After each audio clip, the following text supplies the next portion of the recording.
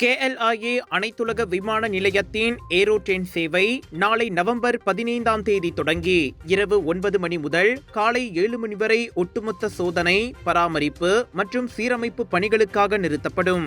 மலேசிய விமான நிலையங்களின் குறைபாடுகளை நீக்குவதற்கான விரிவான செயல் திட்டத்தின் ஒரு பகுதியாக போக்குவரத்து அமைச்சின் இணக்கத்துடன் தரை பொது போக்குவரத்து நிறுவனத்தின் உறுதிப்படுத்தலுடன் ரயில் முறையின் சீரான இயக்கம் மற்றும் நீடிப்பை உறுதி செய்வதற்கும் எதிர்காலத்தில் ஏற்படும் செயல்பாட்டு இடையூறுகளை தவிர்ப்பதற்கும் இந்த நடவடிக்கை எடுக்கப்பட்டுள்ளது.